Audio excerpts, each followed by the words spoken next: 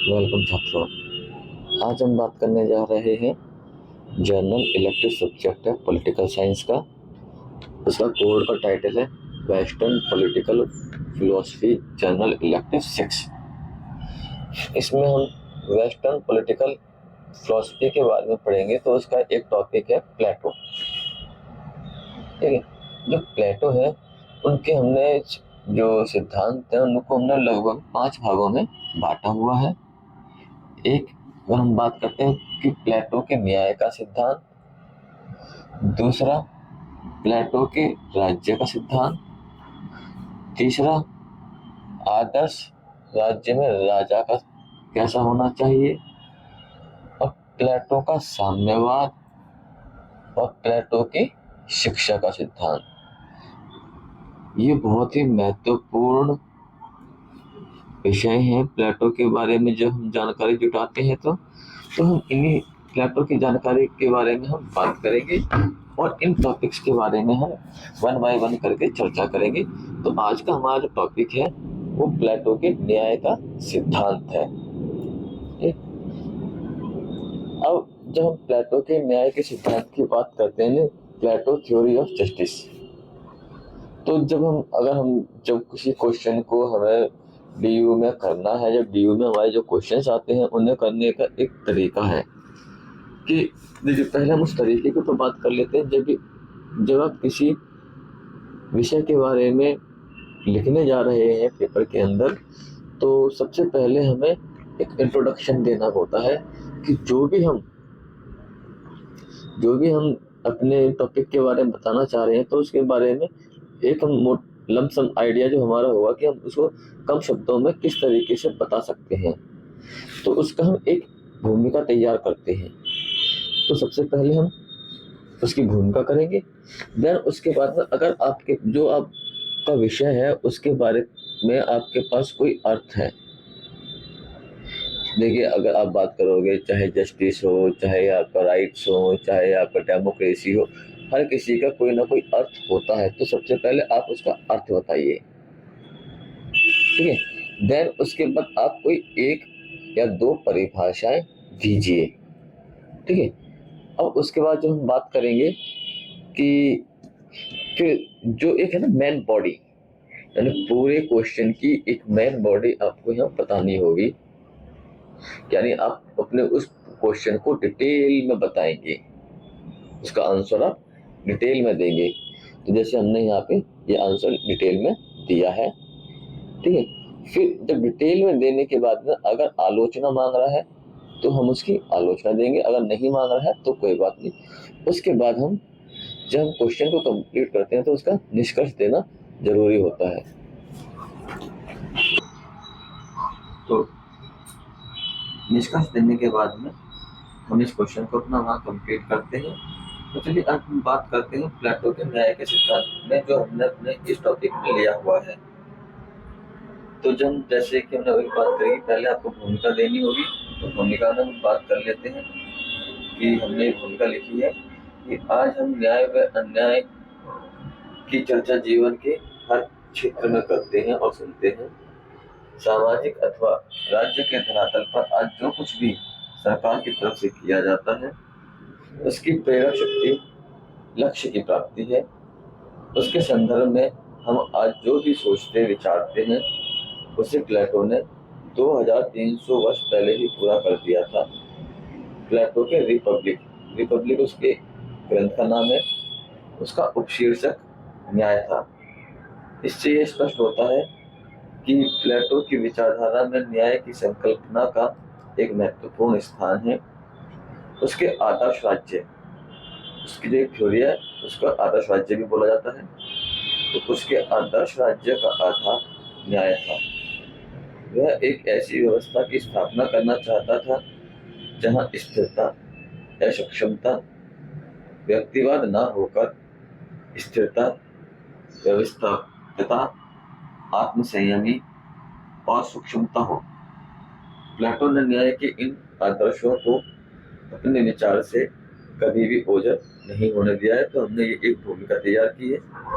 इसके बाद जब हम बात करेंगे प्लेटो के न्याय का क्या अर्थ है, ठीक। अब एक इसमें दो अर्थ हो गए, एक तो न्याय का क्या अर्थ है और एक प्लेटो के न्याय का क्या अर्थ है। तो पहले हम प्लेटो के न्याय के अर्थ की बात करते हैं कि प्लेटो के अनुसार विवेक शासक वर्ग का, शासक साहस सैनिक वर्ग का और संयम उत्पादक वर्ग का विशेष गुण है। प्लेटो तीन तरीके के समाज में गुणों को वर्णित करता है। पहला विवेक, दूसरा साहस और तीसरा संयम। और इन कार्यों को समाज के कौन कौन वर्ग करेंगे, तो उसका यहाँ पे उसने डिटेल दी है कि विवेक शासक वर्ग का काम है, साहस सैनिक वर्ग का काम है और संयम उत्पादक वर्ग का काम है। जैसे हमारे यहाँ पे भारत के अंदर भी 4 वर्णों में समाज को बांटा गया था, यहाँ पे प्लेटो से 3 भागों में बांटता हुआ दिखाई देता है। यदि सभी वर्ग अपने अपने कार्य पूरी ईमानदारी के साथ किसी वर्ग के कार्य में हस्तक्षेप किए बिना करते हैं तो न्याय की स्थापना खुद हो जाती है। यानी कि जिस व्यक्ति का जो काम है, अगर वो व्यक्ति अपना काम ईमानदारी के साथ निभाता है तो न्याय की स्थापना खुद हो जाती है। आज की डेट में यानी आधुनिक अर्थ में न्याय के क्या अर्थ है? न्याय जो शब्द है वो लैटिन भाषा के जस शब्द से बना है, जिसका अर्थ है बांधना, अर्थात सामाजिक बंधनों का ये समुच्चय है, अर्थात जिसके द्वारा एक व्यक्ति दूसरे व्यक्ति से जुड़ा रहता है। तो ये न्याय का आधुनिक अर्थ है। परिभाषाओं की अगर हम बात करते हैं तो हमने इसमें मरियम की परिभाषा दी हुई है कि मरियम के अनुसार न्याय उन सभी मान्यताओं और प्रक्रियाओं का जोड़ है जिसके माध्यम से प्रत्येक मनुष्य को वे सभी अधिकार और सुविधाएं जुटाई जाती हैं जिन्हें समाज उचित मानता है। तो हमने ये एक परिभाषा ले ली। इसके बाद में हम इसके पूरे क्वेश्चन की बॉडी की बात करेंगे। इट्स मीन कि अब हम इस क्वेश्चन में क्या कहना चाहते हैं उसके ऊपर डिटेल में बात करेंगे। तो न्याय तत्काल जो प्लेटो के समय 3 तरीके की न्याय व्यवस्था प्रचलित थी, तो हम उनके ऊपर बात करते हैं और उसे प्लेटो ने किस तरीके से उनके बारे में बात की है। तो रिपब्लिक जो प्लेटो का ग्रंथ है जिसमें उसने न्याय के बारे में डिटेल में लिखा है, ठीक है, तो हम उसमें जो 3 न्याय की अवधारणाएं उस समय विचारधाराएं प्रचलित थी तो उसके बारे में प्लेटो ने बताया है और उनका खंडन किया है। तो 3 न्याय व्यवस्था कौन सी थी? एक तो था न्याय का परंपरावादी सिद्धांत, दूसरा न्याय का उग्रवादी सिद्धांत और तीसरा था न्याय का व्यवहारवादी सिद्धांत। तो हम जब बात करते हैं न्याय के परंपरावादी सिद्धांत के बारे में, तो न्याय का परंपरावादी सिद्धांत जो था वो उस समय का जो वृद्ध, ये वृद्धि लिख गया है, इसका मतलब वृद्ध यानी बूढ़ा, जो व्यापारी था सिलोफस और उसका पुत्र था पॉलीमार्कस, ठीक है। इसमें पॉली ये 2 जबाल हो गया, पॉली अलग है, गलत है, तो पॉलीमार्कस नाम है इसका। तो न्याय का जो परंपरावादी सिद्धांत है वो वृद्ध व्यापारी सिलोफस और उसका युवा पुत्र पॉलीमार्कस द्वारा दिया हुआ है। और देखिए उन्होंने क्या क्या बातें कही हैं। तो जो ये सिद्धांत दिया गया है इसे ऐतिहासिक सिद्धांत कहा गया था। प्लेटो ने इसकी आलोचना भी की है। सिलोफस कहता था कि वचन और कर्म में सत्य का पालन तथा ईश्वर और मनुष्य के प्रति अपना ऋण चुकाना न्याय है। प्लेटो ने इसका खंडन किया है कि ऐसी परिस्थितियां आ सकती हैं जिसमें सिद्धांत जीवन, स्वास्थ्य और विश्वव्यापी महत्व प्राप्त नहीं कर सकता है। पॉलीमार्कस कहता है कि किसी व्यक्ति के साथ व्यवहार उसकी पात्रता को ध्यान में रख के करना चाहिए। मित्र के साथ सद्व्यवहार और शत्रु के साथ घृणा का व्यवहार होना चाहिए। ये उसकी हमेशा मुझे है पोस्टर में डाल दिया है, तो हमें इसे अंडरलाइन भी कर सकते थे। प्लेटो ने इस तरह का भी खंडन किया है कि हर बार जिसे हम शत्रु समझते हैं वो मित्र भी हो सकता है और जिसे मित्र समझ सकते हैं वो शत्रु भी हो सकता है। तो उसने इस तरीके से इस चीज का भी खंडन किया है। ये जो 3 सिद्धांत हैं ये आगे के एग्जामों में भी, हम हायर एग्जामों में भी ये 3 सिद्धांत आते हैं। तो न्याय के सिद्धांत में से आप उस समय के जो 3 न्याय सिद्धांत थे इन्हें आप अलग मत करना, इसे जरूर लिखना है। न्याय का जो सिद्धांत है वो थ्रैसिमैक्स ने दिया है और थ्रैसिमैक्स जो कहता है वो कहता है कि जो न्याय है वो शक्तिशाली का हित है और वो एक बात और कहता है, न्याय अन्याय से बेहतर है। उसका कहना यह था कि टैक्स देने में जो शक्तिशाली लोग होते हैं वो पीछे होते हैं, वो टैक्स नहीं देते हैं, और गरीब लोगों से या कमजोर लोगों से टैक्स लेते हैं। और जो शक्तिशाली व्यक्ति कहता है वही बात आगे चल करके कानून और न्याय का रूप धारण कर लेती है। ठीक, और इस बात से जो है प्लेटो बिल्कुल भी सहमत नहीं था। वो कहता है कि शक्तिशाली लोग हमेशा कानून अपने फेवर के नहीं बनाते बल्कि जन कल्याण के भी कानून बनाते हैं, और इस बात को भी नहीं मानता है कि अन्याय न्याय से बेहतर होता है। अब देखिए, ये एक सिद्धांत यह है कि न्याय का व्यवहारवादी सिद्धांत। ये जो न्याय का व्यवहारवादी सिद्धांत है ये प्लेटो के दो भाइयों ने दिया है, एक ग्लॉकन, दूसरा अंडाइमंटस। इस सिद्धांत को अनुबंधवादी सिद्धांत भी कहा जाता है। और इसका जो निर्माण हुआ है वो दोनों भाई ये कहते हैं, ग्लॉकन और अंडाइमंटस, प्लेटो के जो दोनों भाई हैं, वो कहते हैं कि जो इसका न्याय का निर्माण हुआ है वो भय से बचने के लिए हुआ है। यानी शक्तिशाली लोग होते हैं उनके डर से बचने के लिए न्याय का जो है उद्भव हुआ है। निर्बल लोग हैं वो शक्तिशाली लोगों से बचने के लिए उनके साथ में एक समझौता यानी कॉन्ट्रैक्ट साइन कर लेते हैं, और वही कॉन्ट्रैक्ट आगे चल करके कानून बन जाते हैं और वो न्याय में बदल जाते हैं। प्लेटो कहता है नहीं, ऐसा नहीं होता है। न्याय तो तुम्हारी आत्मा में बसा है, अगर तुम सही करना चाहोगे तभी सही होगा, कानून उस चीज को सही नहीं कर सकता। तो ये आत्मा का गुण है, ये कोई बाहर से आपके ऊपर थोपा हुआ नहीं है। इसीलिए आप अपने जो है ऊपर ध्यान दीजिए, जो आपका काम है उस काम को कीजिए। अब दूसरे के कामों को करने की कोशिश मत कीजिए, जो आपका काम है पहले आप उस काम को कीजिए, किसी के काम में आप अड़ंगा न अड़ाएं। देखिए, अब 3 सिद्धांत तो हमने जो उस समय प्रचलित थे न्याय के, तो इन 3 सिद्धांत के बाद में प्लेटो ने अपना न्याय का सिद्धांत दिया है। तो जो प्लेटो के न्याय का सिद्धांत था, जो 3 न्याय के सिद्धांत उस समय प्रचलित थे उसमें उसने सुधार किया और उसने एक अपना न्याय का सिद्धांत दिया है। और उसके न्याय का सिद्धांत जो है 2 भागों में है, एक राज्य के अंदर सामाजिक न्याय कैसे बने और दूसरा व्यक्तिगत न्याय।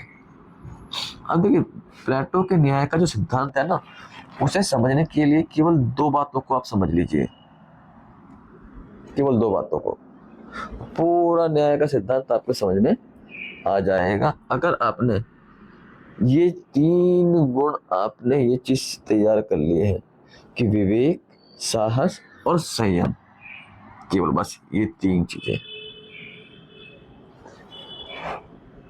अगर आपने इन 3 चीजों को समझ लिया ना, तो प्लेटो के न्याय के सिद्धांत को आपने पूरी तरह से समझ लिया। ये जो तीनों गुण है, विवेक, साहस और न्याय, ये आदमी के गुण है। और इन 3 गुणों में जो है, जब हम बात करते हैं विवेक होगा दार्शनिक लोगों का पक्ष, पढ़े लिखों का पक्ष। इसका मतलब जो राज्य में सबसे ज्यादा जो पढ़ा लिखा व्यक्ति होता है वो राजा होता है। इसके आदर्श राजा के बारे में जब बात करेंगे तो उसमें डिटेल में पढ़ेंगे। यानी वो पूरे देश को चला रहा है। तो विवेक जो शब्द है, ये अधिकार है राजा का, दार्शनिक लोगों का, ठीक है।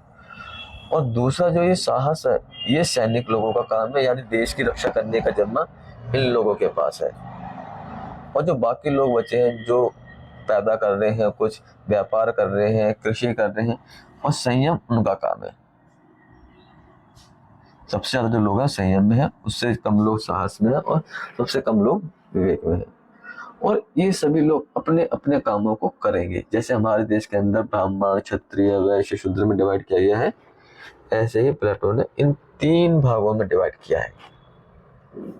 बस आपको ये समझ में रखना है कि ये लोग है ना, इसने समाज को इन 3 वर्गों के अंदर डिवाइड किया है, और ये तीनों ही जो वर्ग हैं वो अपने अपने कार्य को ईमानदारी पूर्वक करेंगे, कोई किसी के काम में हस्तक्षेप नहीं करेगा। तो इससे क्या हो जाता है, सामाजिक न्याय की स्थापना होती है। इससे क्या होगी, सामाजिक न्याय की स्थापना हो जाएगी। और जब ये तीनों काम अपने आप जो है सब लोग करेंगे तो न्याय की स्थापना स्वतः हो जाती है। तो न्याय की स्थापना क्या होगी? वो स्वतः हो जाएगी, अपने आप हो जाएगी। और इन तीन चीजों का गुणों के बारे में विचार करने के बाद वो न्याय के गुणों का विवेचन करता है। और देखिए इसने यहाँ पे बताया कि दार्शनिक राजाओं का गुण विवेक है, साहस का निवास स्थान सैनिक वर्ग है, और संयम का जो उत्पादक वर्ग का है, संयम का काम जो है उत्पादक वर्ग का है। तो इसने समाज को तीन भागों में बांटा हुआ है। अगर हम जब प्लेटो के इस सिद्धांत के आधार पर जब बात करेंगे तो तीनों वर्गों में पूरे समाज को बांट कर उनके काम बांट दिए हैं। और सभी राजा का काम ये भी है कि वो ये देखना है कि वो किसी के काम में कोई हस्तक्षेप ना करे। जब सभी लोग अपने कार्यों को भलीभांति करेंगे तो न्याय की स्थापना हो जाएगी। तो इस तरीके से सामाजिक न्याय की स्थापना करता है। दूसरा है व्यक्तिक न्याय। प्लेटो के अनुसार राज्य व्यक्ति की मानस की ही अभिव्यक्ति है। यानी कि प्लेटो कहता है राज्य को लोगों ने बनाया है, राज्य व्यक्ति के दिमाग की उपज है, उसने राज्य को बनाया है। और व्यक्ति की जो एक व्यक्ति है उसकी आत्मा के तीन गुण है, विवेक, उत्साह और क्षुधा।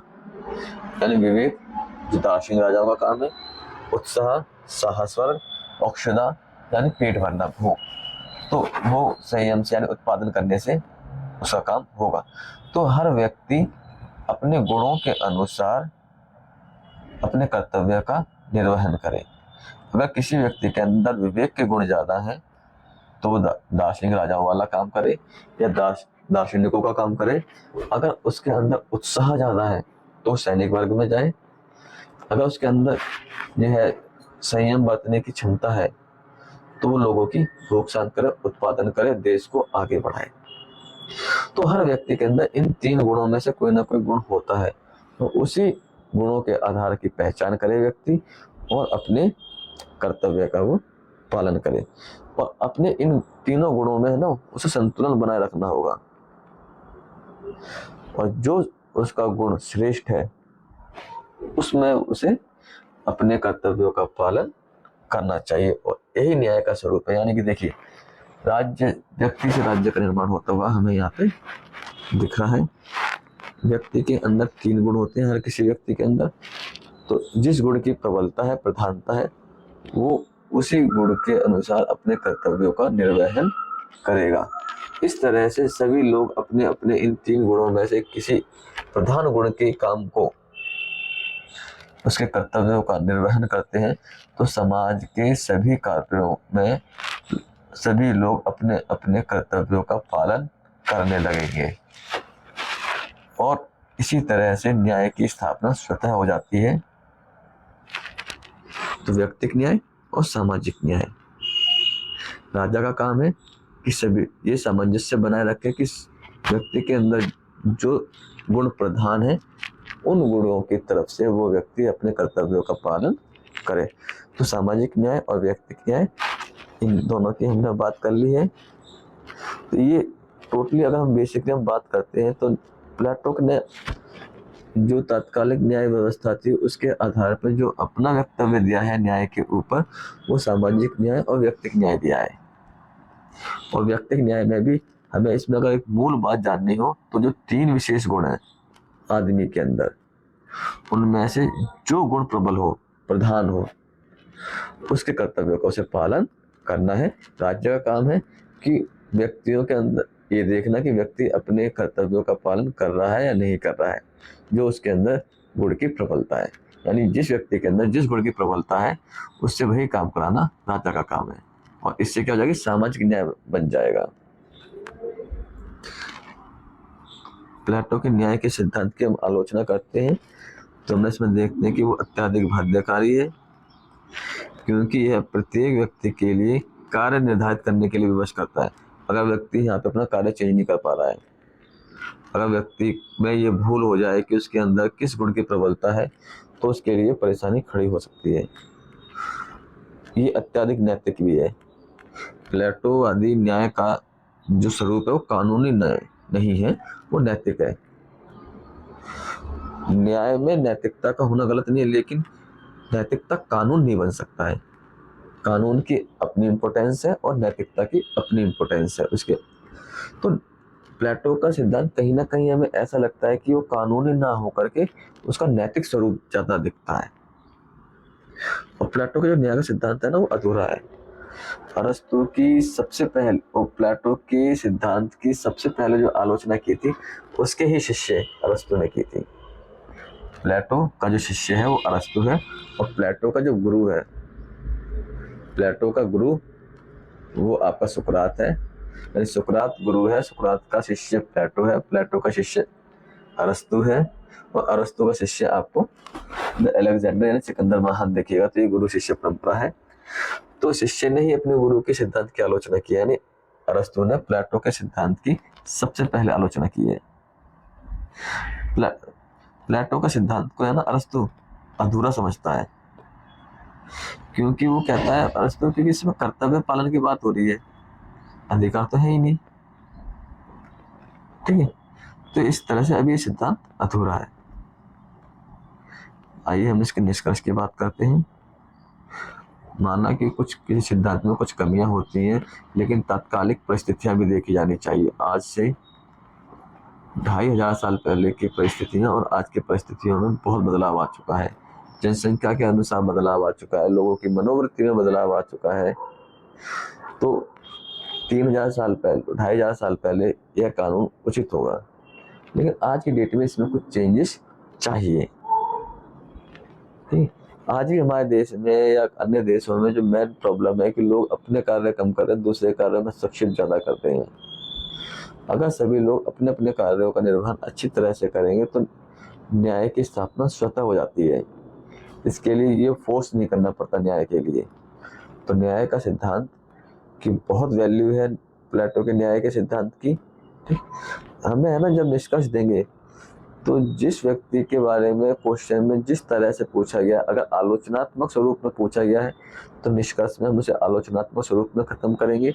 अगर आलोचनात्मक स्वरूप में नहीं पूछा गया है तो हम उसे एक अच्छे यानी कि एक जो है प्लस पॉइंट पर ला करके हम उसे खत्म करेंगे। तो न्याय के सिद्धांत की आलोचनाएं हो सकती हैं प्लेटो के, लेकिन तात्कालिक परिस्थितियों में वो बहुत ज़्यादा मूल्यवान था।